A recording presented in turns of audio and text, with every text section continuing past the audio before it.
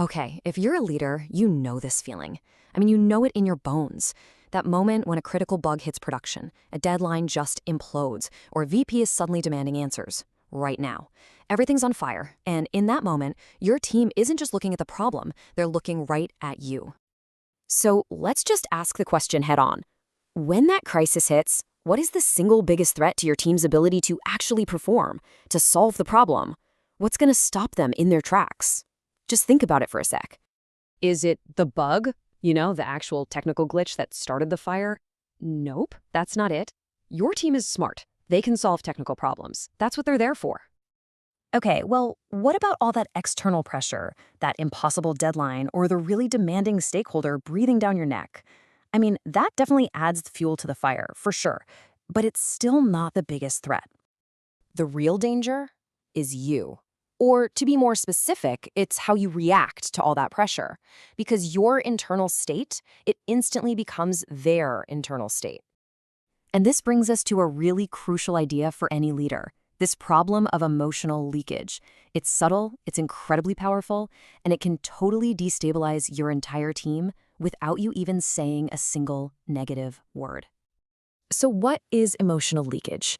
Well, it's when your internal state, your stress, your panic, just sort of seeps out. It's the short, clipped messages you send on Slack. It's that tension in your voice on a call. It's that feeling of urgency that's really just your frustration wearing a disguise. And here's the kicker. You might think you're hiding it, but trust me, you're not. And look, this isn't just some fluffy, feel-good concept. There's real neuroscience behind this. This quote says it all. People don't respond to your words, they respond to your nervous system. If your system is firing off fight or flight signals, your team's system will activate too. They literally mirror you. This is leadership neurobiology, and it impacts their performance way more than any technical decision you could ever make. All right, so what in the world do we do about it? Well, most people try to just suppress their emotions, just pretend they're fine, bottle it up. But suppression is not the goal here. The real skill, the thing we're aiming for, is containment. Let's break down the difference, because it's huge. Suppression, on one hand, is all about shutting down. You disconnect, you pretend the pressure isn't real. It's a very short-term fix that almost always leads to burnout. But containment is totally different. It's about feeling the emotion. Yeah, you acknowledge the pressure, but you don't let it hijack your behavior. You stay grounded, you stay clear. And that is what builds unshakable trust with your team.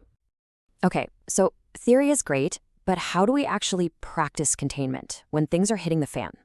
I'm going to walk you through a simple but incredibly effective tool you can use anytime, anywhere. It's called the 45-second protocol. Here it is, 5 simple steps. First, you just pause. You literally interrupt your own reaction. Second, you relax your tongue. Sounds weird, I know, but it's directly connected to your nervous system and helps calm you down. Third, you identify the emotion. Just name it. Frustration, fear. That alone reduces its power. Fourth, you separate from it. Instead of saying, I am stressed, you say, I'm aware of pressure. You're the observer, not the emotion. And finally, step 5, you unlock your logical brain by asking, what is the next intelligent action? This whole thing takes less than a minute. And a payoff for doing this? It is massive. You stop causing that accidental emotional damage to your team. You avoid burning yourself out. And maybe most importantly, you shift from just being another source of chaos to becoming the stabilizing force that everyone can actually rely on. At the end of the day, mastering this isn't just about learning some new trick. It's about fundamentally transforming your identity as a leader. It's about making a conscious choice to shift from being reactive to being stable, no matter what's burning down around you. And if you take just one thing away from this whole explainer, please let it be this. Pressure is a constant. It's just part of the job. It's never going away. The pressure is not the problem. The variable, the one thing you can actually control, is your reaction to it. So the next time things get intense, and believe me, they will, you have a choice.